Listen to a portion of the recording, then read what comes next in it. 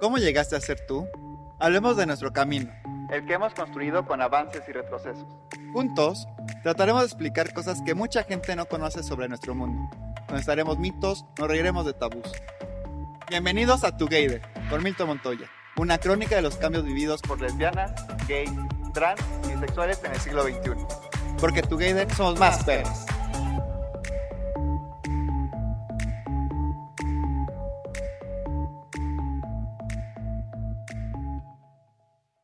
Bienvenidos a otro episodio más de Together. Y el día de hoy el tema realmente me parece súper importante, hablar sobre el matrimonio igualitario. Y cómo ha sido la transición desde en qué momento se nos negó, cómo empezamos a luchar por este derecho y cómo lo hemos logrado. Y te da muchísimas cosas que nos hace falta por tener.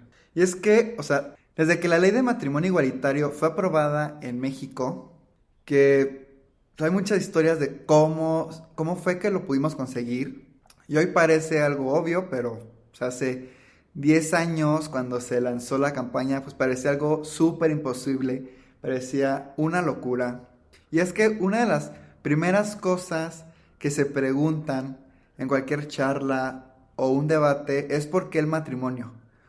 ¿Por qué esa reivindicación se transformó en buena parte del mundo en lo que es la principal bandera del movimiento gay e inclusive la principal bandera del movimiento LGBT? Y para responder esta pregunta, a mí me encanta recordar un viejo texto de la filósofa Hannah Arendt que se titula Reflexiones sobre Little Rock.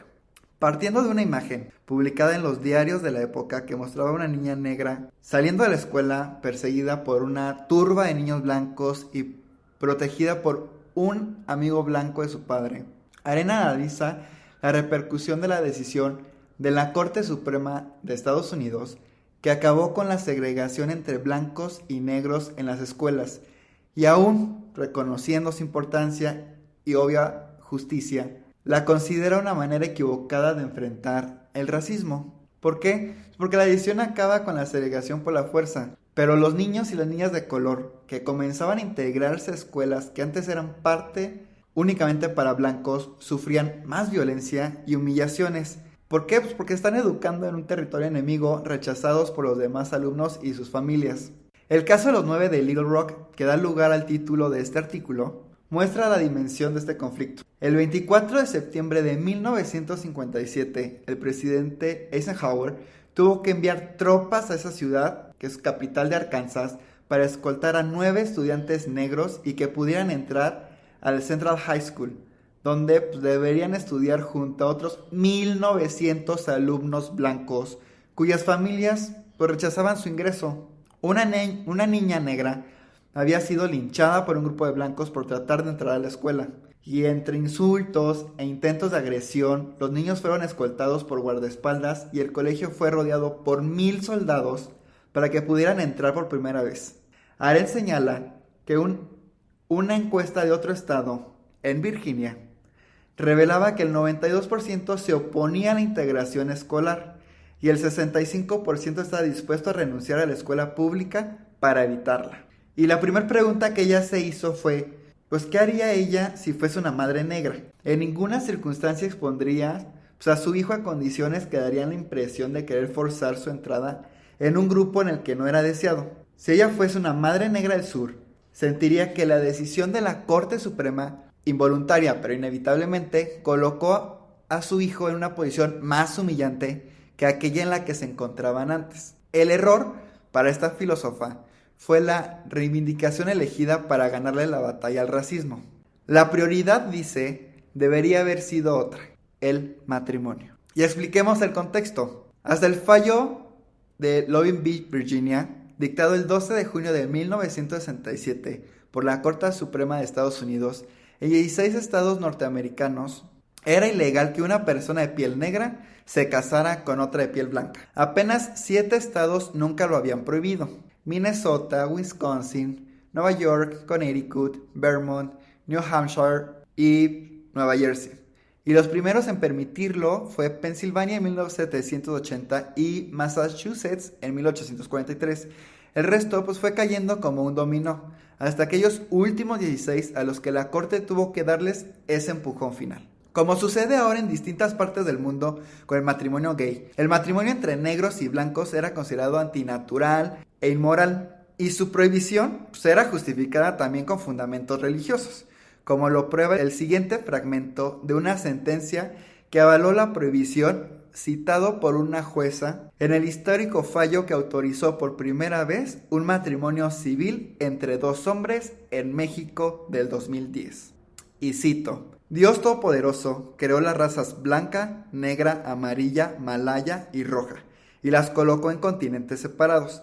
El hecho de que Él separase las razas demuestra que Él no tenía la intención de que las razas se mezclasen. Qué absurdo, ¿no? En 1998, una carta publicada por la Universidad Bob Jones, de orientación cristiana y conservadora, decía que Dios había separado a las personas por un propósito y que pese a que no existe verso en la Biblia que dogmáticamente estipule que las diferentes razas no deberían casarse entre sí, todo el plan de Dios, como Él lo ha diseñado para las razas a través del tiempo, indica que el matrimonio interracial no es el mejor para el hombre. Sí, y eso fue en 1998.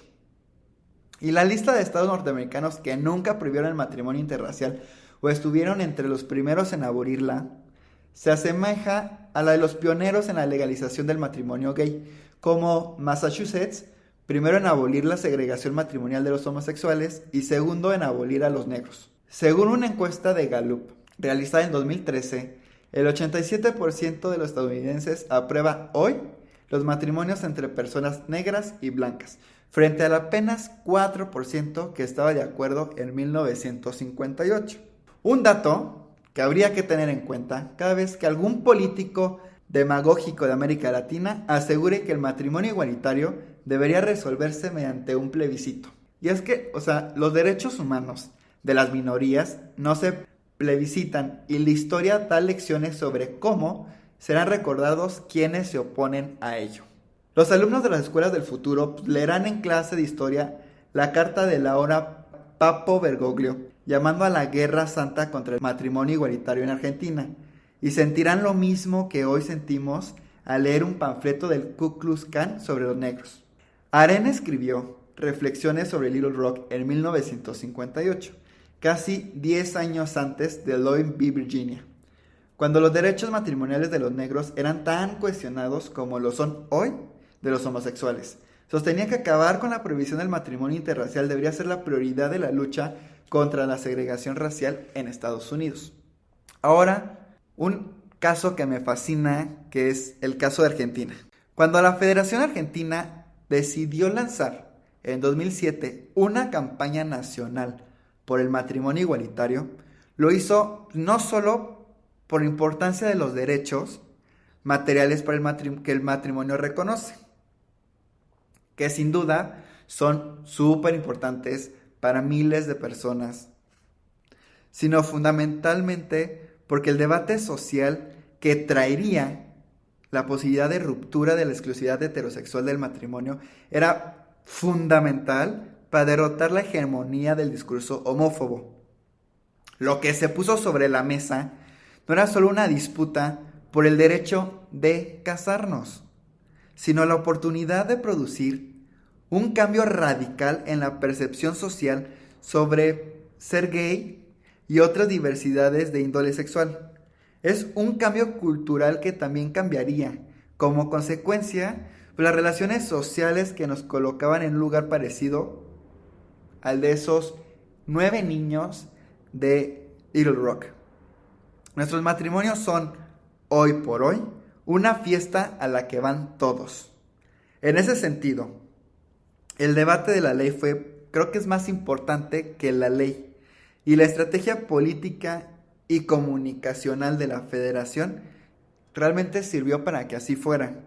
Desde el primer día, cuando fueron al registro civil de la calle Montevideo, con María y Claudia, para que únicamente les dijeran que no se podían casar y poder llevar este reclamo a los tribunales con un recurso de amparo, con el que ellas esperaban llegar a la Corte Suprema, todo fue pensado para instalar este debate en la sociedad. Y es que el primer paso fue, pues es muchísimo antes de que María y Claudia salieran en vivo y en directo, casi en cadena nacional, reclamando su derecho a casarse en un registro civil en Buenos Aires.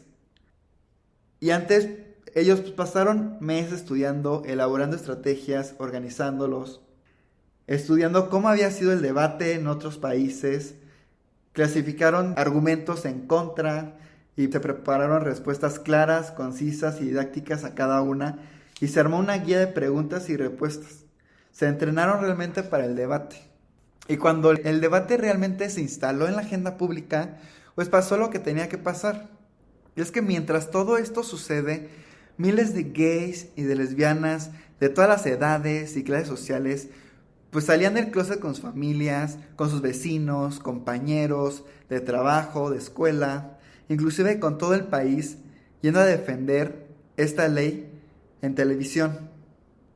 Creo que nunca tanta gente salió del closet en tan poco tiempo y nunca tanta gente, sobre todo creo que tantos jóvenes, se empezaron a militar en alguna organización LGBT o fundó una donde no había, sobre todo en el interior de la República, porque realmente llegó el momento de hacer historia y había una lucha relacionada con su identidad sexual. Básicamente fue en ese momento o no era nunca. Y ahora regresemos un poco a Aren. Cuando critica la manera en la que Estados Unidos resolvió la integración racial en las escuelas, Aren resalta el concepto de orgullo, pero lo hace partiendo de una situación negativa, porque aquellos niños obligados a integrarse en un grupo que no los deseaba, fueron heridos en su orgullo de forma muchísimo más lesiva que cuando estaban segregados. ¿Y por qué? Pues psicológicamente la situación de no ser querido, porque se ve afectado el orgullo personal. Aclarando que no nos referimos al orgullo de ser negro, judío, lo que fuese, sino a ese sentimiento natural que tenemos de identidad con lo que somos en virtud del nacimiento. Y es que al luchar por el matrimonio igualitario, lo que cambió luego de esta aprobación fue muchísimo más que una simple ley. Y hoy en día realmente hay una percepción social diferente sobre la diversidad sexual. Y ello no significa que no haya más homofobia, porque ese proceso es muchísimo más lento. Pero se redujo brutalmente y sobre todo se volvió políticamente incorrecta. Los homófobos están empezando a encerrarse en el closet como antes pues, lo hacíamos los gays, y el sentido común ahora está en muchos más ámbitos sociales pues, de nuestro lado. Y la diferencia entre el modelo impulsado por el movimiento LGBT brasileño, que defendió durante muchos años una ley para encarcelar a los homófobos, y el modelo adoptado en Argentina o en España o aquí en México y en otros países es enorme, porque en lugar de usar el Código Penal para punir a los homófobos, optamos por convencerlos de que estaban equivocados y disputar esta hegemonía de ese inconsciente colectivo que los hacía sentirse confortables en su posición y a nosotros pues nos condenaba a agachar la cabeza.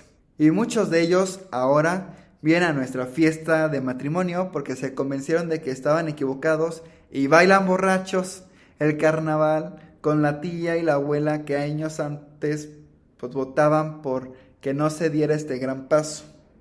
O a lo mejor no se convencieron, pero al menos se callan la boca porque está mal visto ser homófobo. Y es que, combatir la homofobia con el derecho penal, es ineficaz, es inútil y está equivocado. Como activistas de derechos humanos lo sabemos. Sabemos cómo funciona el sistema penal y a quiénes seleccionan para castigar. Sabemos cómo funciona el sistema penal y a quiénes seleccionan para castigar. Y sabemos que la amenaza simplemente no lo disuade. Porque si fuera así, pues las altísimas penas para el homicidio harían que las personas dejaran de matar. Y sabemos que las cárceles están llenas de jóvenes, de pobres. Y simplemente si la homofobia es criminalizada, quien irá preso por decirle a otro marica de mierda será quien encaje en ese perfil. No van a ir a la cárcel los multimillonarios, pastores evangélicos, fundamentalistas que salen por televisión, otros que ocupan asientos en el Congreso, ni los obispos católicos que pregonan la homofobia en sus misas, sino simplemente algún joven pobre que insultó a un gay blanco de clase media. Y como activistas de derechos humanos, no podemos ser tan hipócritas de archivar nuestras convicciones de forma corporativa, cuando lo que está en discusión es algo que nos afecta a nosotros. Al decir no a una unión civil, fue difícil porque, sabíamos de entrada que en algún momento la Iglesia Católica empezaría a defenderla como un mal menor para impedir el matrimonio entre homosexuales. Y obviamente la tentación sería muy grande, porque las necesidades materiales de las parejas que llevan mucho tiempo conviviendo, pues eran muchos, o son muchas. Y algunos dirían, pues aceptemos esto o nos quedamos sin nada. Y los sectores políticos que navegaban por el medio, tratando de quedar bien con Dios y con el diablo, pues verían en la unión civil una salida para no comprometerse con una discusión a fondo. Y hubo que decirle al gobierno y a la oposición que si el Congreso aprobaba una ley de unión civil, pues se tenían que impugnar judicialmente y se tendría que llegar a la Corte Suprema para declararla inconstitucional. ¿Por qué? Pues por segregacionista y discriminatoria. Y para que no lo hubiera, era necesario que estuviera claro que no era solo una disputa por el derecho a casarnos, sino una oportunidad de producir un cambio radical en la percepción social sobre la homosexualidad, es decir, disputar valores, derrotar la hegemonía del discurso homófobo. ¿Qué ves cuando me ves? Y la unión civil simplemente no sirve para eso, porque aunque nos reconociera algunos derechos civiles, o inclusive todos, continuaría trazando una frontera entre dos clases de ciudadanos, homosexuales por un lado y heterosexuales por otro. Sería como una versión empeorada de la doctrina iguales pero separados, que al final sirvió para que los negros tuvieran que sentarse en los asientos de atrás de los autobuses hasta que Rosa Parks dijo que no. Era matrimonio o nada. Y falta algo más. Dije también al principio que el matrimonio se transformó en buena parte del mundo en la principal bandera del movimiento gay, e inclusive LGBT, y esta última precisión merece una explicación. Cuando con un pequeño grupo de activistas, que se podían contar con los dedos de la mano, empezaron a planificar la campaña por el matrimonio igualitario, pues muchos dijeron que ellos estaban locos, que era imposible, que jamás lo iban a conseguir. Algunos también dijeron con malicia que sabían que no lo iban a conseguir, que eran oportunistas, que únicamente buscaban salir en los periódicos. Otros los criticaron porque el matrimonio era una institución burguesa y patriarcal y nosotros queríamos normalizarnos. Pero también hubo algunos pocos que decían que el movimiento LGBT debería preocuparse por cuestiones más urgentes, como el derecho a la identidad de género de las personas trans. Esa crítica sí vale la pena. Es honesta y merecía ser considerada. Porque aunque en Argentina, por ejemplo, la Federación LGBT impulsó desde el primer día estas dos leyes, hubo una decisión política de dar la batalla por el matrimonio primero. Y esa decisión no es que obedeciera ningún tipo de jerarquía interna al movimiento, ni de la idea de que el matrimonio fuese más importante que la ley de identidad de género, sino a la convicción discutida de que era estratégicamente más conveniente dar primero la batalla con lo que se puede producir ese cambio cultural, porque por diversas razones que tienen que ver con la posición diferenciada que homos y trans ocupan en el mapa de las opresiones y de las opresiones de esta sociedad contemporánea, era más fácil generar empatía y conseguir que muchos heterosexuales se identificaran con nuestro reclamo y atraer la atención de los medios de comunicación, involucrar a más sectores sociales y políticos y así facilitaría después conquistar el resto de las leyes con menor dificultad. Y en España había sido así y aprendieron la lección. Y la experiencia en Argentina demostró que realmente fue un acierto. Argentina tiene hoy la ley de identidad de género más avanzada del mundo y el movimiento trans de diferentes países la toma como base para redactar proyectos en otras lenguas. Y esa ley, que pocos años atrás no habría sido siquiera considerada en una reunión general de un partido de centro izquierda, fue aprobada por unanimidad en el Senado. Argentina realmente avanzó en pocos años lo que a menudo cuesta décadas, y hasta el exarzobispo Jorge Bergoglio, que ahora es papa, prefiere olvidarse de cuando llamaba a la guerra santa contra el matrimonio gay y decía que era un plan del demonio para destruir la creación de Dios. Los malabarismos retóricos que el papa argentino hace para, sin cambiar nada concreto ni mover una coma en el perverso catecismo homófobo de la Iglesia Católica, ni en su repulsiva doctrina sobre el matrimonio y la familia, dar a entender que ahora son más buenitos y no nos odian tanto. ¿Quién lo hubiera dicho? Muestran la magnitud de la derrota que sufrió a las 4:20 de la mañana del 15 de julio del 2010, cuando el tablero de votación del Senado aprobó que no estábamos locos, que no era imposible, que lo habíamos conseguido. Matrimonio era una palabra que todavía casi nadie pronunciaba entre nosotros, y a ella, como a muchos otros, le cayó el 20. Hannah Arendt tenía razón.